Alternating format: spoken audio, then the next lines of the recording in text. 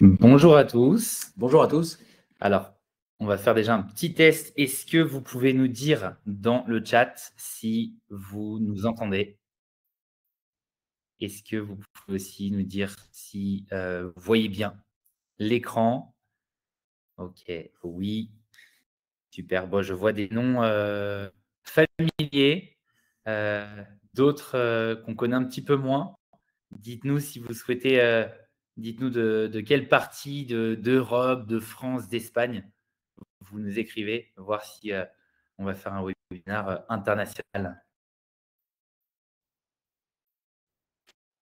Jérôme qui nous entend. Tout le monde nous entend bien. Ah, par contre, la caméra. Alors, on a Madrid, Dijon, Bruxelles. C'est effectivement un webinaire international. Midi 31, bon, je vous propose qu'on démarre ce webinaire. Je ne sais pas pourquoi la caméra coupe comme ça. Bon, à voir si le plus important, c'est que l'écran, lui, soit bien en place. Donc, du coup, aujourd'hui, c'est un webinaire qu'on propose concernant donc, la ville de Madrid. L'idée, c'est de pouvoir discuter du marché, de pouvoir discuter voilà, des nouveautés, de la dynamique actuelle de ce qui se fait en ce moment sur place. On va donc du coup tout de suite démarrer avec Antoine. Tu vas nous expliquer un petit peu les caractéristiques du pacte en immobilier. Voilà, alors Madrid est un peu identique à ce que pourrait être l'Île-de-France, une communauté, voilà, donc avec différentes zones qui est composée dans son ensemble de 7 millions d'habitants, voilà, donc Madrid et périphérie, et est composée dans son épicentre à 3,22 millions d'habitants dans le cadre de Madrid et ses environs. Voilà, donc c'est l'épicentre du pays avec différentes connexions aéroportuaires, ferroviaires, voilà, donc avec des qui desservent la France, et ça c'est en développement depuis peu, avec un aéroport international. C'est la plus grande ville intramuros européenne derrière Lyon, voilà, et qui est en constant développement par rapport à ces communications, à ces pays limitrophes. Effectivement, du coup, c'est une ville qui est attractive. Alors, je ne sais pas pourquoi cette caméra a qu'une envie, c'est de se couper.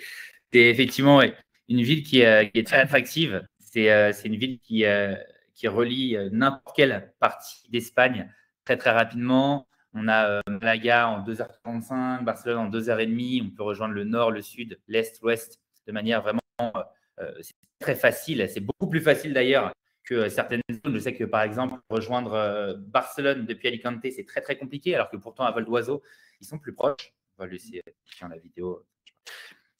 Et donc, du coup, c'est vrai que la situation géographique est idéale en Europe, surtout depuis le Covid. C'est vrai que maintenant qu'on peut encore plus télétravailler, on peut bénéficier d'une ville ensoleillée qui est située vraiment en plein centre de l'Europe. On est juste à côté de la France. C'est la capitale européenne la plus ensoleillée. On a 3000 heures de soleil par an. C'est une ville qui est très peu humide. On n'est pas en bord de mer, effectivement, comme vous le savez certainement, à Madrid. Et du coup, c'est une ville qui est aussi très connectée, notamment, comme le disait Antoine, par rapport à la France.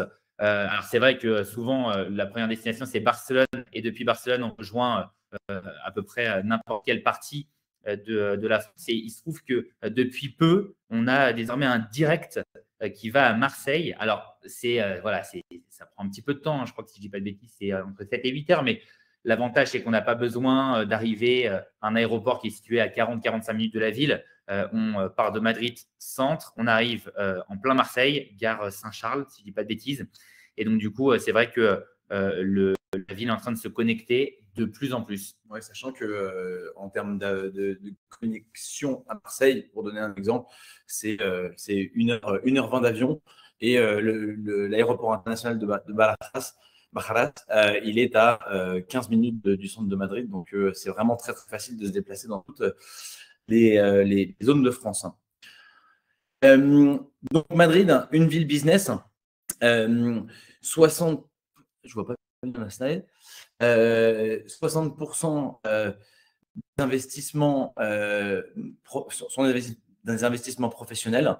On note quand même l'arrivée de beaucoup de fonds d'investissement pour l'acquisition de terrains et de développement de projets immobiliers, que ce soit dans le centre historique de Madrid comme dans les zones sud et nord.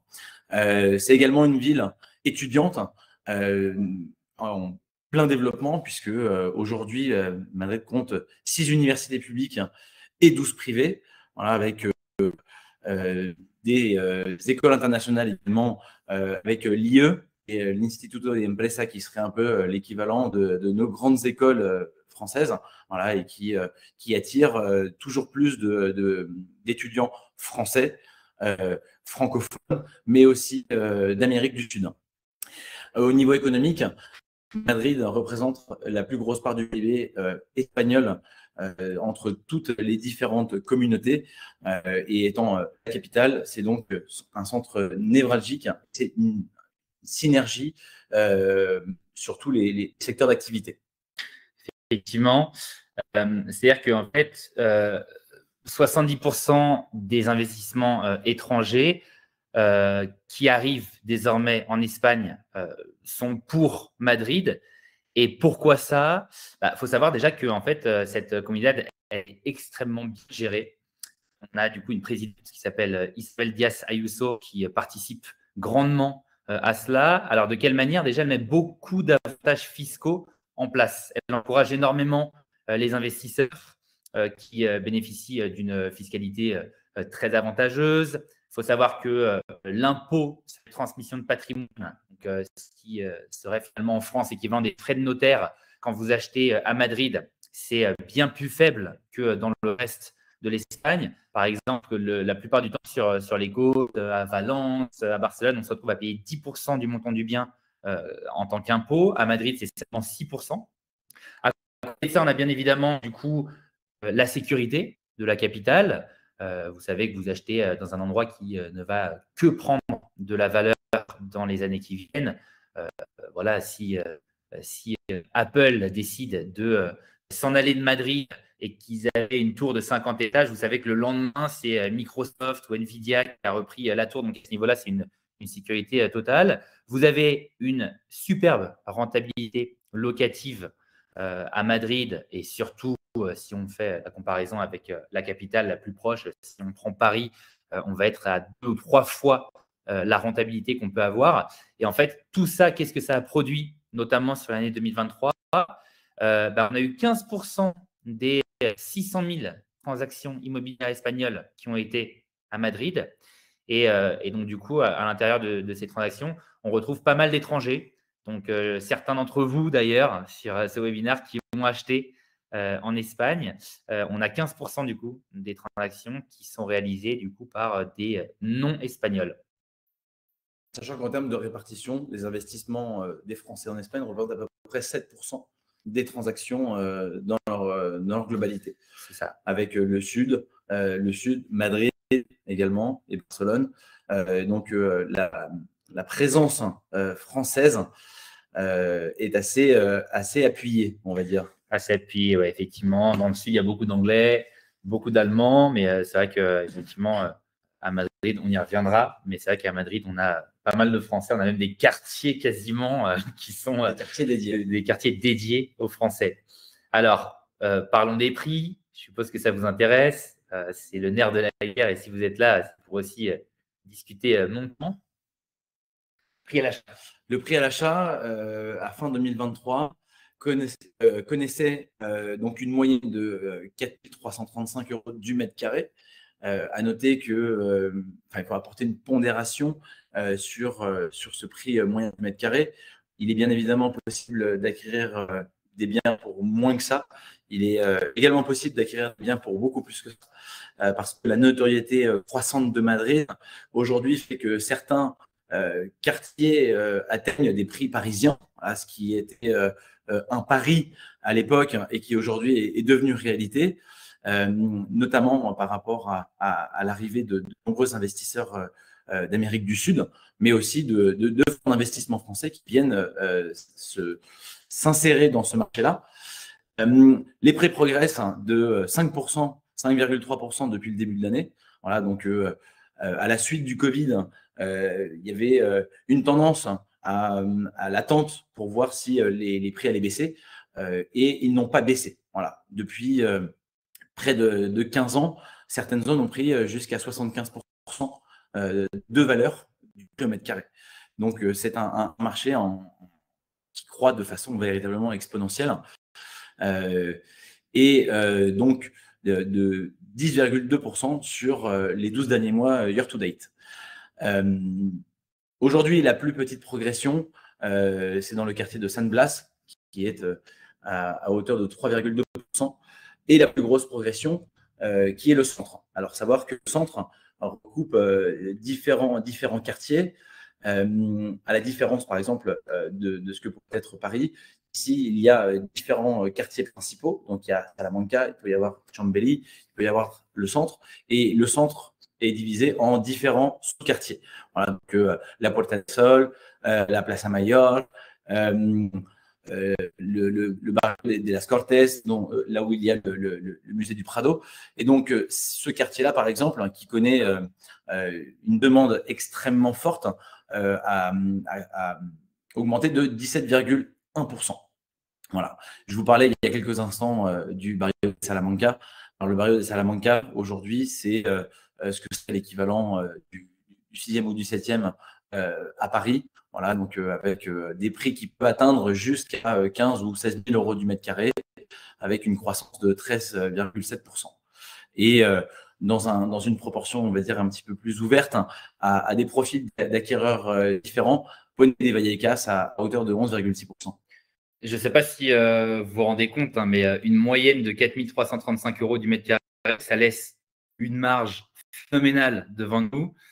Antoine est arrivé à Madrid en 2018, 2017 2018. Ça fait tous les deux à peu près 6 ans, 5 ans et demi qu'on est ici.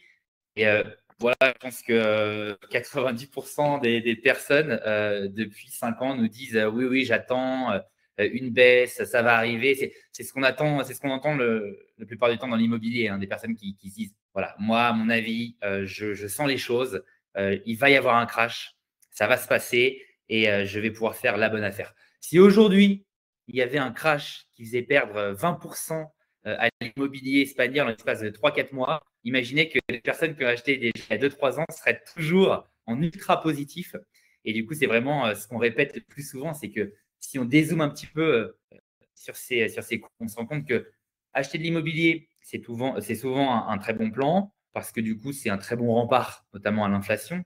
Mais quand on voit qu'une ville aussi intéressante que Madrid vous propose encore des prix à 4 300 euros en moyenne, mais les prix qui peuvent être à 2 000, 2 500, 3 000 euros du mètre carré, c'est-à-dire que vous achetez aujourd'hui, dans 5 ou 10 ans, quand vous regardez en arrière l'opération que vous avez faite, elle sera incroyable. C'est-à-dire que vous aurez fait un pourcentage énormissime. Si c'est une résidence principale, vous aurez gagné énormément d'argent. Et si c'est un investissement locatif, en plus de ça, vous aurez pris ces 5, 6, 7 dernières années 5 ou 6 fois 12 loyers qui vous permettront d'avoir une opération encore plus rentable.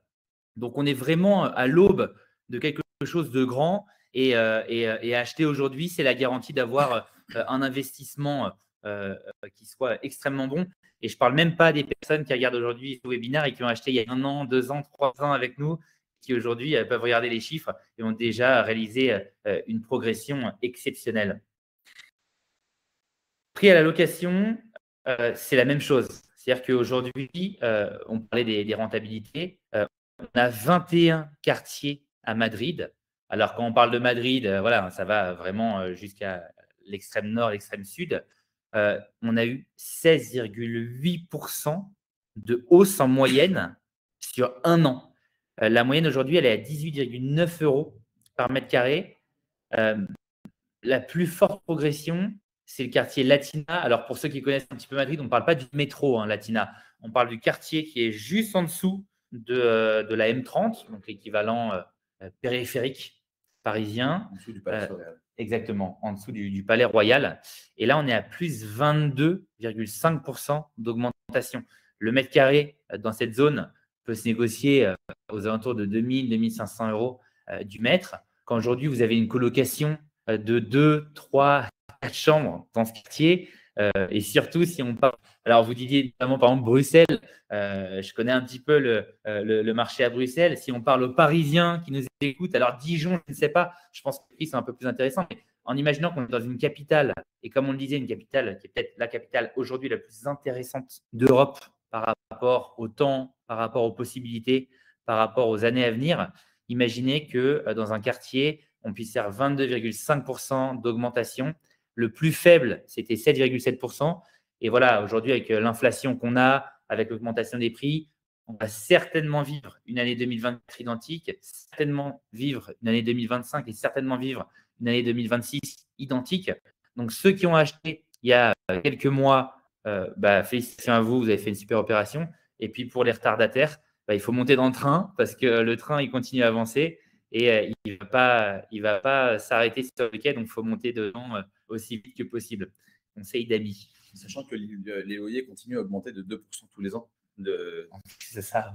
Suivant la norme mise en place par la progression des loyers, entre les loyers les plus anciens qui ne connaissent pas de renouvellement dans la reconduction des loyers qui sont déjà hauts, il y a une progression linéaire sur des baux qui sont 1, 3, 5 ans, qui sont de 2% par an. Donc la croissance est légiférée. Pourquoi se priver? Pourquoi se priver? Les opportunités, du coup, en 2024. Donc, c'était du coup, justement, ces 21 quartiers qu'on a évoqués. Donc, quand on pense à Madrid, quand on pense au Palais Royal, à Malasaña, on se rend compte qu'en finalement, ça représente du coup la partie centrale, donc notamment tout ce qui est points 14, 15, 19, 10, 18, 21, 20 pour ceux qui ont soit la présentation sur ordinateur, soit sur téléphone avec une bonne vue. Ceux qui connaissent Madrid. Ceux qui connaissent Madrid. Ça va aussi un petit peu plus loin. On parlait notamment, donc Antoine parlait de Puente de Vallecas, donc c'est le numéro 1. Je ne sais pas si vous le voyez, il est plutôt au sud, juste au-dessus du numéro 7. Et puis ça va aussi dans le nord, à Fuencarral, le quartier numéro 12. Donc on a des opportunités dans ces différents quartiers. Alors pour parler de Puente de Vallecas plus en détail, et on va vous montrer juste après ce qu'il est possible d'acquérir dans ce quartier. Il faut savoir qu'aujourd'hui, quand on est à Puente de Vallecas, on est à 4-5 stations de métro d'Atocha, donc qui est la fameuse gare madrilène. Et imaginez que vous pouvez acheter à 2344 € du mètre carré en moyenne. Donc, ça fait plus 11,6% sur un an, mais ça peut très bien faire plus 100% dans les prochaines années qui viennent. On ne sera toujours pas choqué d'avoir un prix à 4000 € du mètre carré pour être à 4-5 stations d'Atocha. Alors, il faut savoir que c'est un quartier qui est en pleine expansion. Aujourd'hui, il y a encore une partie de l'M30 qui passe juste devant, ce qu'on appelle le Scaletix, qui va être certainement détruit dans les prochaines années. On ne sait pas quand, peut-être dans 2, 3, 4 ans. Tant mieux, hein, ça permet d'en acheter un, d'en acheter deux pendant ce temps-là, des appartements, quand on voit le prix du mètre carré, c'est donné. Vous faites un petit calcul, on est à 15,2 € du mètre carré. Donc, ça vous permet d'acheter, en étant juste à côté du centre, un appartement pour un prix dérisoire. On vous a pris un exemple. Là, c'est un appartement de 100 mètres carrés à 200 000 €. Donc, vous voyez, c'est même moins que la moyenne qu'on a indiqué juste avant. On est littéralement à 2 000 € du mètre carré.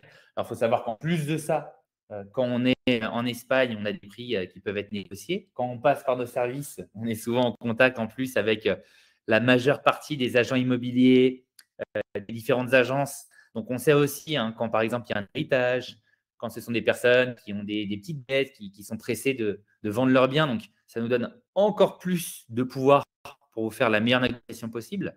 Vous avez 4 chambres. C'est un appartement qui est rénové. Alors, ce n'est pas forcément la rénovation que tout le monde aurait fait. On voit qu'ils ont mis des petites mosaïques. Ce n'est pas les murs blancs et l'appartement parisien par excellence. Mais en tout cas, c'est un appartement qui se loue en un claquement de doigts. C'est-à-dire qu'on prend un exemple tout bête. Vous avez envie de le louer. littéralement en 24 heures. Une chambre, vous la mettez à 400 €, 399,99 comme font les grandes enseignes. Vous la mettez à 400 €. Ça vous fait un loyer global de 1 600 €. Je peux vous dire que situé à Puente Vallecas, une chambre à 400 €, elle part dans la demi-heure. Ça vous fait un loyer donc de 1 600 € pour un appartement à 200 000 € avant négociation. Donc là, on doit être sur du 10% de rentabilité.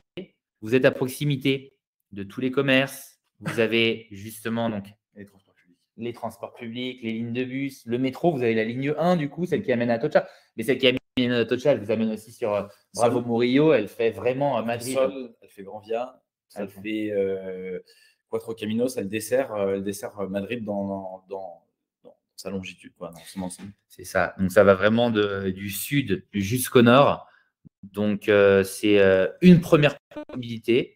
Que vous avez envie de faire un achat voilà, purement colocation avec du coup rentabilité énorme. Vous voulez quand même avoir du coup cette protection de la capitale, d'être à côté du centre. Bah, vous investissez à peine 2 000 € du mètre carré et vous avez déjà un bien qui tourne comme ça toute l'année. Alors, on n'a pas que les investisseurs, on a aussi des personnes qui ont envie d'avoir un produit vraiment clé en main, qui ont envie de s'installer à Madrid ou alors qui vivent déjà à Madrid et qui ont envie d'avoir un appartement Instagram, résidence principale. Alors, je suis très attaché à cet appartement puisque c'est un appartement qu'on a portefeuille. Je l'achète en Espagne. C'est du coup une Parisienne qui a acheté cet appartement. Alors, elle pensait peut-être vivre dedans. Il se trouve que ses projets de vie ont changé. Et donc, du coup, elle le revend instantanément. Alors, elle a fait une rénovation exceptionnelle. C'est-à-dire que avec, bien évidemment, l'accord de la mairie, l'accord les différents permis de la copro, etc. C'est un dernier étage. On a pu, du coup, ouvrir le plafond de cet appartement qui était à 2,30 plus ou moins. On arrive maintenant à plus de 4 mètres. C'est un appartement qui a été rénové avec des matières exceptionnelles. Une rénovation qui a coûté vraiment un gros 6 chiffres, pour vous donner un ordre d'idée. Vous avez 2 chambres. C'est un appartement qui est extrêmement lumineux. C'est vraiment clé en main. C'est un dernier étage, c'est une copro qui est extrêmement calme. Vous avez un ascenseur qui a été fait très récemment. Donc, on est en plein cœur. Alors, pour ceux qui veulent une adresse un peu plus précise, on est au niveau de Malasaña, Calle de la Palma. Et là, du coup, vous avez un appartement flambant neuf pour 539 000 € pour 77 mètres carrés. Grosso modo, Calle de la Palma, ouais, c'est comme si vous étiez, je ne sais pas moi, à Paris, dans le 5e arrondissement, rue Mouffetard. Là, il y a du passage, il y a des restaurants. Dans le Marais. Ouais, dans le Marais, plein de possibilités. Et vous avez justement un appartement de cette qualité, flambant neuf, pour ce prix-là. Donc, encore une fois, voilà, si on compare à Capitale équivalente, si on compare à Paris, finalement, aujourd'hui, il faudrait compter pas loin du double pour pouvoir avoir ce genre d'appartement à Paris et pouvoir profiter de l'ambiance du métro, de la pluie et de l'été qui dure 3 mois. Là, vous avez un été qui dure 8-9 mois. Vous êtes dans une ville qui vous propose les mêmes possibilités de carrière, les mêmes possibilités, vous le savez, hein, ceux qui sont dans ce webinaire, et qui habitent à Madrid, une ville qui vous propose un choix culturel exceptionnel, etc. Et tout ça, du coup, pour 539 000 €. Le quartier d'Hortaleza, qui est limitrophe avec l'hypercentre de Madrid, et le quartier qui se rapproche du quartier des Français qui s'appelle Arturo Soler, qui est très cotisé auprès du public français, de par sa proximité avec le lycée français. Donc là, un exemple de bien à 580 000 €, donc qui est véritablement plus dans un profil familial pour 134 mètres carrés. Voilà, donc un appartement qu'on appelle ici para estrenar. Voilà, donc rénové, clé en main, meublé. Il y a véritablement qu'à y poser ses valises. Voilà, donc avec une superbe terrasse, ce qu'on appelle ici attico, et une place de parking. Voilà, donc on est pas loin de 4 500 € du mètre carré. Et c'est dans des conditions un petit peu similaires à ce que vient de commenter Bastien par rapport à la proximité au centre, hein, qui pourrait être assimilée à une proche banlieue. Sur la capitale française, il faudrait y compter près du double. Et là, on a véritablement la commodité d'un quartier familial un petit peu proche de ce que serait Vaucresson, Garches, avec une nécessité d'avoir une voiture, mais tout aussi proche en termes de transport en commun. Et ce genre de biens se vendent comme des petits pains de par les différentes évolutions de projets de la communauté francophone qui souhaite se rapprocher du lycée français.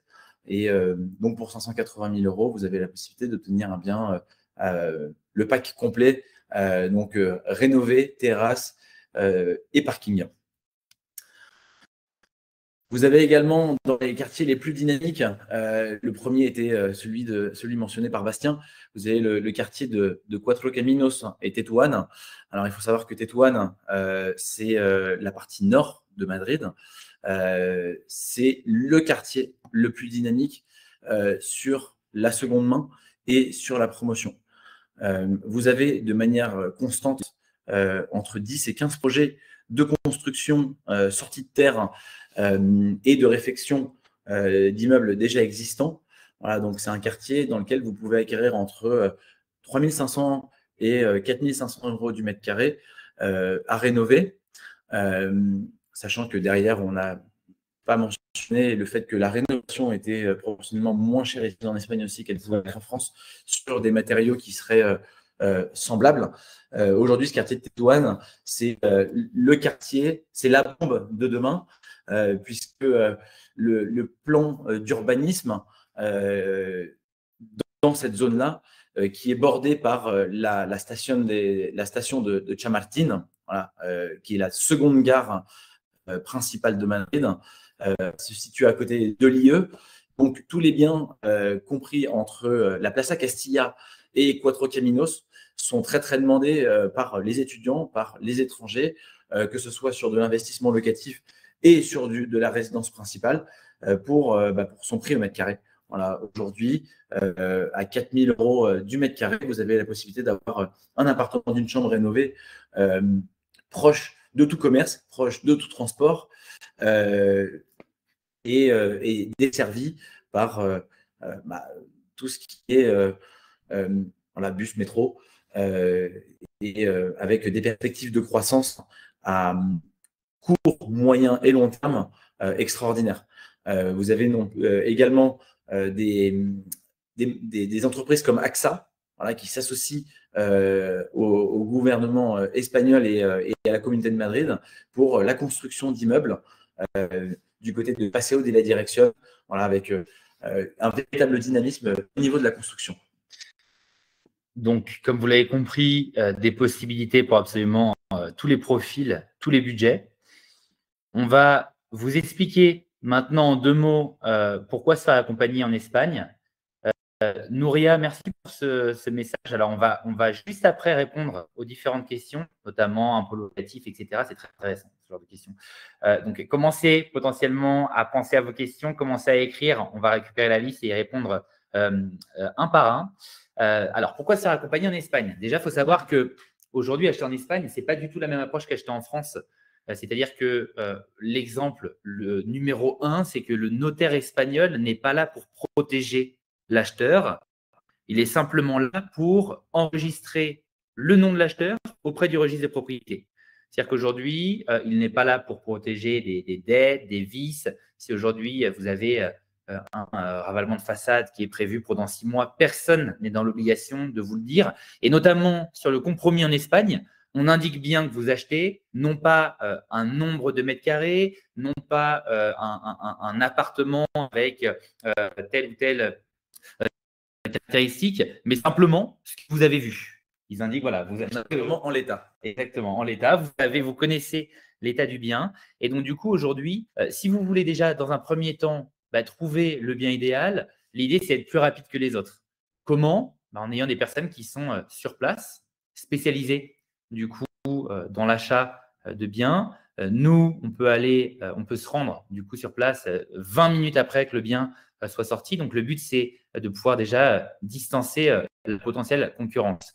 Ensuite, c'est de pouvoir, comme je le disais précédemment, procéder à des négociations efficaces, musclées, et aussi par rapport du coup à notre connaissance des différents agents, et donc potentiellement avoir plus d'informations sur pourquoi le vendeur vend, est-ce qu'il est pressé, est-ce qu'on a une marge importante. L'idée, c'est aussi de pouvoir vous protéger. Et comment avec un cabinet juridique qui est spécialisé dans l'immobilier et qui traite des dizaines, voire des centaines d'opérations chaque année. Et l'idée, c'est aussi derrière de pouvoir vous accompagner de A à Z sur toute la partie administrative et contractuelle. On travaille avec des notaires ici sur place. Nos notaires parlent français, avec un accent espagnol, mais parlent français. Ils nous font la lecture de l'acte en espagnol et en français le jour de l'achat. Même pour les personnes qui commencent à avoir un petit niveau B2, C1, c'est toujours intéressant quand on parle de termes très techniques de pouvoir le faire dans sa langue maternelle. Et l'idée, c'est aussi de pouvoir être interlocuteur unique. Vous savez qu'on prend du coup les rênes de ce projet de A à Z. On passe aux questions-réponses. Et donc, du coup, on va commencer tout de suite avec la première question de Nouria. Antoine, est-ce que tu peux nous en dire un petit peu plus sur le montant des impôts locatifs? Est-ce que c'est intéressant aujourd'hui de mettre son bien en location, si on est français par exemple, en Espagne? C'est extrêmement intéressant parce qu'aujourd'hui, le montant s'élève à 19% des bénéfices. Voilà, donc, on recommande et on encourage vivement à apporter à ces déclarations du lieu de résidence fiscale le montant des revenus générés d'un investissement étranger.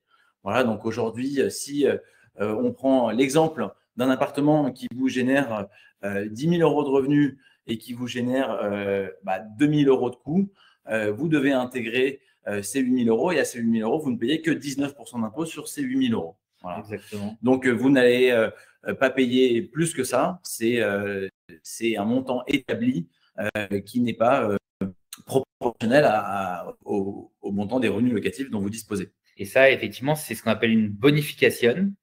Et il y en a plusieurs. C'est-à-dire que si vous avez aujourd'hui un locataire à long terme dans votre appartement, ça réduit finalement votre résultat de l'année. Si vous avez un emprunt bancaire, vous enlevez les intérêts et ça réduit vos résultats de l'année. Et finalement, une fois que vous avez fini de réduire l'intégralité de ces possibilités, vous vous retrouvez à payer 19%. Donc finalement, même un milliardaire français, s'il avait envie de trouver un paradis fiscal à côté de chez lui, il a simplement à investir en Espagne et il va se trouver à payer 7, 8, 9% d'impôts, peu importe le montant qu'il a investi. Donc, voilà pour le montant des impôts locatifs. Allez-y, n'hésitez pas à mettre toutes les questions qui vous passent par la tête. Vous avez du coup la petite partie questions et réponses, Q et R, qui se situent juste en bas de votre écran. N'hésitez pas à nous poser toutes les questions que vous souhaitez. Alors, donc, je lis ceci dans un article. La législation espagnole prévoit qu'à partir de 2030, toutes les maisons vendues ou louées devront afficher au moins un label énergétique F. D'ici à 2033, le minimum requis sera le label D. Et d'ici à 2050, tous les logements devront être climatiquement neutres, comme chez nous. La législation espagnole, déjà, ce qu'il faut savoir, c'est qu'elle est toujours beaucoup plus douce que la législation française. Alors, oui, bien évidemment, je pense que c'est hyper important, même d'un point de vue mondial, d'essayer d'avoir des logements qui sont énergétiquement fiables, essayer de consommer le plus possible pour l'intérieur et le moins possible pour l'extérieur.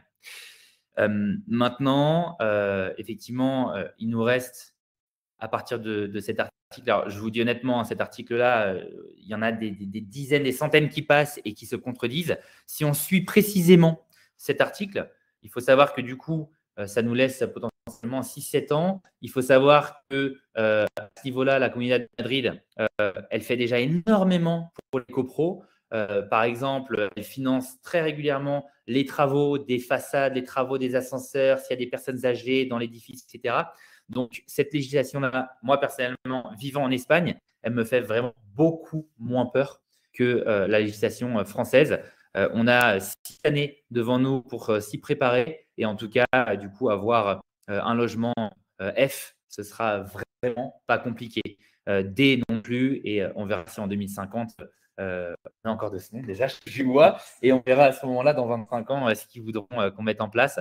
Mais en tout cas, on a vraiment le temps de voir venir. Sachant qu'il y a une petite précision, c'est que la France et l'Espagne sont pas cousines pour rien, hein, parce que il est coutume ici de mettre en place des réformes et quand il y a un changement de gouvernement, de changer les réformes aussi. Donc de là à ce que ce calendrier soit tenu, il n'est pas acquis que ce soit le même jusqu'à 2030. Et à noter également que l'Ayuntamiento peut financer une partie des rénovations des fenêtres, voilà, dans le cadre des certificats énergétiques, en fonction de la qualité des fenêtres que vous mettez en place. Vous pouvez demander des subventions parce qu'on sait que ça représente un coût certain. Et donc, la mise en place par justement Isabelle Ayuso bénéficie aux gens vivant dans la communauté de Madrid. Et la procédure pour mettre son bien en location. Alors écoute, la procédure pour mettre son bien en location, nous nous occupons de la location des biens de nos investisseurs. Nous, notre cœur d'activité, c'est véritablement l'accompagnement à l'acquisition.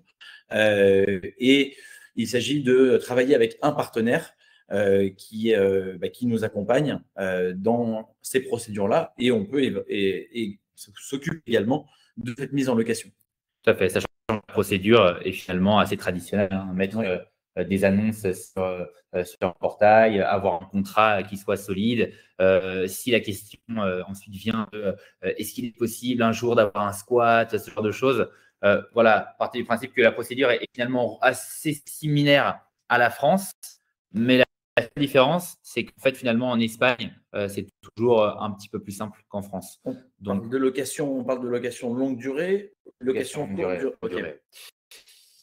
Okay. Qu'est-ce qu'on conseille à un Français qui souhaite travailler dans l'immobilier espagnol? Qui nous envoie son CV et on sera ravis justement de pouvoir y répondre. Donc, écoutez, on peut vous mettre là dans le chat le lien et n'hésitez pas du coup à faire des candidatures spontanées. On traite absolument toutes les demandes.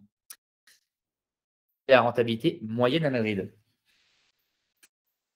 Ce serait assez compliqué de s'avancer sur un chiffre établi parce qu'il y a autant de rentabilité qu'il y a de projets.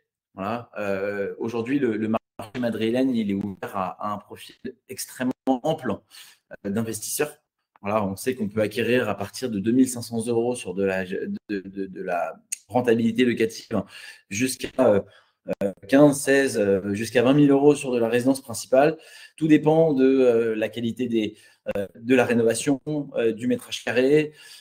Mais on considère que en dessous de 5%, ce n'est pas un excellent achat. On peut monter jusqu'à 10% en fonction des zones. Si on se rapproche du sud, Vallecas, si on va du côté de Tétouan, et si on a une approche véritablement détachée dans cet investissement locatif d'une résidence principale. Ne pas hésiter à regarder des biens qui n'auraient potentiellement pas d'ascenseur, des biens qui sont intérieurs.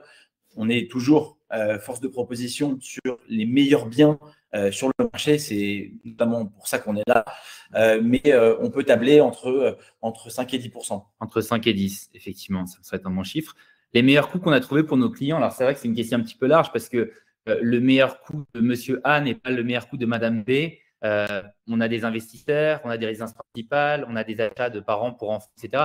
Pour finalement donner un peu plus global à cette question, c'est vrai que le meilleur coût qu'on a pu réaliser pour pas mal d'investisseurs, c'est par exemple des personnes qui recherchent depuis un an et demi, qui ont fait 20, 25, 30 visites et puis finalement, ils passent par notre service et première visite coup de cœur et finalement, ils y vivent désormais depuis plusieurs mois, plusieurs années dans ces appartements qu'on leur a trouvés. Le minimum à investir en prix du bien pour un investissement locatif à Madrid?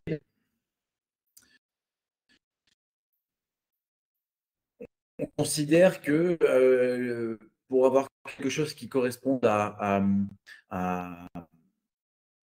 un bien qui ne soit pas, pas un dortoir, mais une chambre de bonne. Aujourd'hui, le bien est aux alentours de 150 160 000 euros Ouais.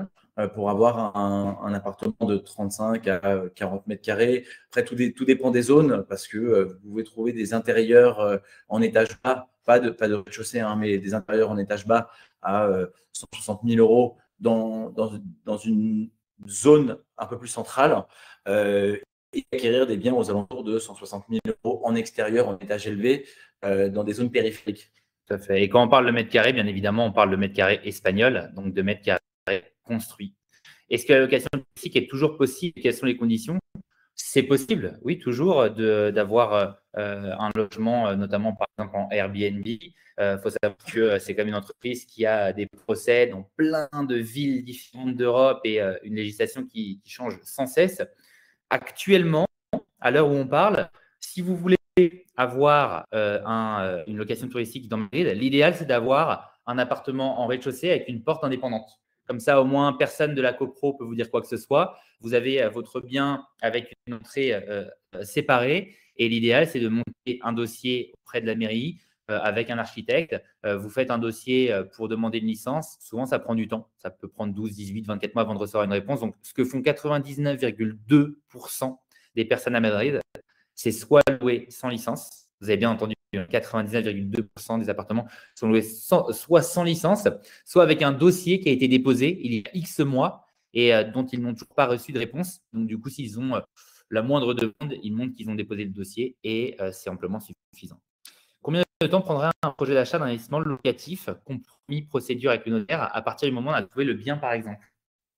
Moi, je lis parce que prendre un projet d'achat d'investissement locatif,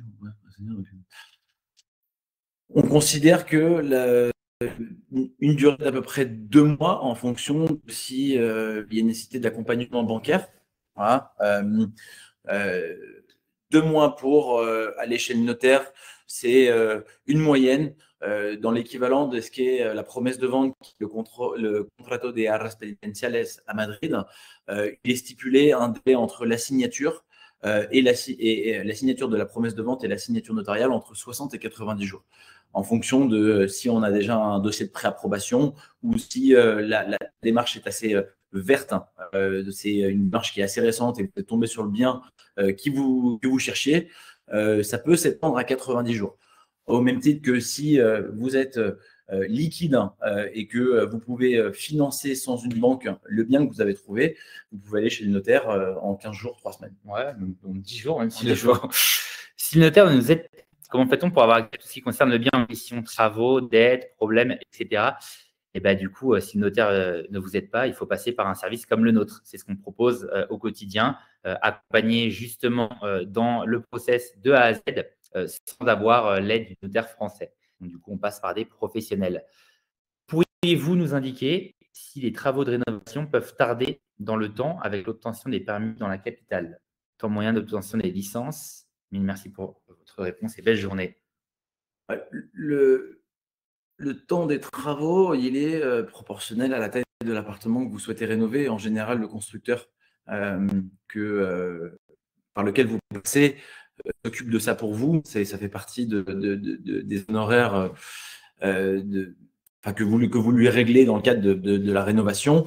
Tout dépend de si vous souhaitez toucher à la structure, si c'est véritablement que des rénovations avec un changement de distribution interne, qu'il n'y a pas de modification de la façade, il n'y a pas de modification de toiture, de terrasse qui soit engageante au niveau de la communauté. C'est des démarches qui sont assez rapides. C'est vrai que suivre des travaux est aussi challenging en Espagne que ça peut l'être en France. Il faut avoir une personne sur place qui effectue un suivi ou effectuer un suivi extrêmement régulier. Et le temps d'obtention des licences, voilà, c'est véritablement proportionnel à la quantité de travaux que vous souhaitez faire. Ça peut être très rapide. Si vous ne touchez pas à la structure, en 2-3 semaines, vous avez votre licence.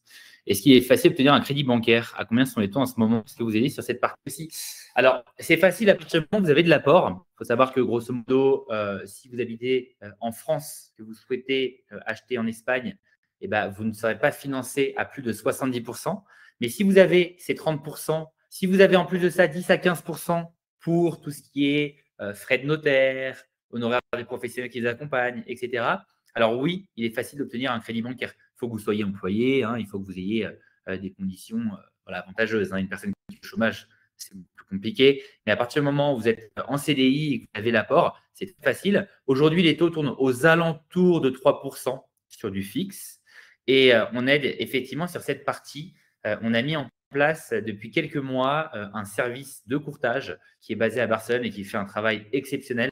Donc, n'hésitez pas aussi à nous contacter pour cette partie courtage. Donc, cette question-là, bonjour. Pour le financement de mon bien, est-ce mieux de passer par une banque en France ou une banque en Espagne? Tout dépend véritablement de vos conditions professionnelles, salariales, de votre apport. Sachant qu'aujourd'hui, la différence majeure entre la banque en France et la banque en Espagne, c'est que la banque en France va peut-être être un petit peu plus généreuse, mais mettre plus de temps à vous répondre.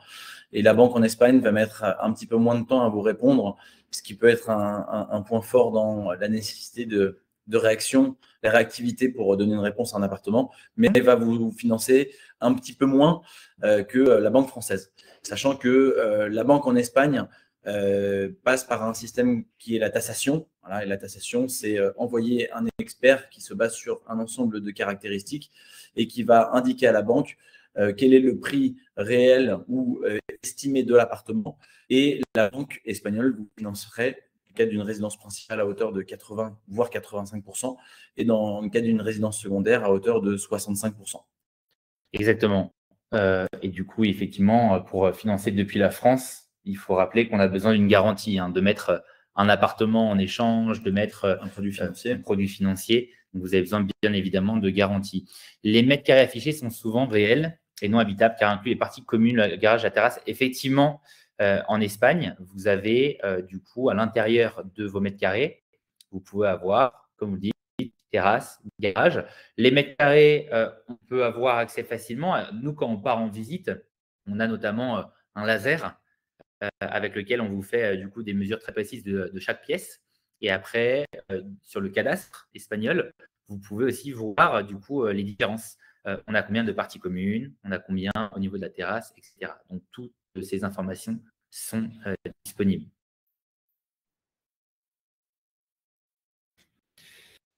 Concernant du coup nos honoraires, ils sont versés au succès. Donc, c'est un élément qui est important pour nous. On travaille pour vous durant l'intégralité du process et les honoraires sont versés au passage chez le notaire. N'hésitez pas si vous voulez plus d'informations, des informations techniques, des montants, etc. Vous nous faites une demande et du coup, on rentre en contact, on s'organise une petite visioconférence durant laquelle on vous explique tout en détail. Quelles sont les procédures légales prévues contre les squats d'appartements et à l'égard des locataires mauvais payeurs? Dans des conditions un peu similaires à ce que seraient ces procédures en France, elles sont un peu similaires en Espagne. Vous disposez également d'une trêve hivernale ici. Vous avez la possibilité de solliciter une assurance loyer impayé, en plus de l'assurance habitation pour le logement. Les démarches sont aussi longues qu'elles peuvent être en France. Voilà. Il n'y a pas, les procédures d'expulsion se réalisent dans les mêmes conditions, sachant que si vous avez une banque qui vous accompagne dans cette acquisition, ces banques-là peuvent vous accompagner au niveau administratif et juridique. Dans le cas de ne pas disposer de ressources nécessaires, vous pouvez demander la justice gratuite. Voilà, mais ces mesures-là sont similaires en France et en Espagne. Est-ce que les vendeurs donnent l'information facilement? Même si les vendeurs ne donnent pas l'information facilement, en tout cas à partir du moment où on vous accompagne, sachez qu'on aura tout à votre disposition. Donc, on vous transmettra absolument toutes les informations. Si vous le souhaitez, je vais désormais vous partager du coup, dans le chat deux informations. La première, c'est le lien pour les futurs agents immobiliers, puisqu'apparemment, il y en a. Donc, n'hésitez pas à faire une demande directement juste ici. Donc, je vous mets le lien. Vous retrouverez tous nos postes ouverts, mais vous avez aussi la possibilité de faire une candidature spontanée. Et du coup, si vous souhaitez prendre rendez-vous en visioconférence avec nous, n'hésitez pas, je vous mets le lien de notre calendrier et vous prenez du coup un rendez-vous quand vous le souhaitez et on rentrera en détail avec vous dans votre projet, dans les coûts. On vous fera des simulations à l'euro près pour que vous sachiez combien ça va vous coûter, les honoraires, le notaire, l'ITP, donc les impôts, la Ressoria, etc. On vous fera tout en détail. Donc, n'hésitez pas, ce sont des petits créneaux de 15-20 minutes. Donc, si vous avez la moindre question ensuite, n'hésitez pas à nous contacter. Vous avez les liens dans le QR.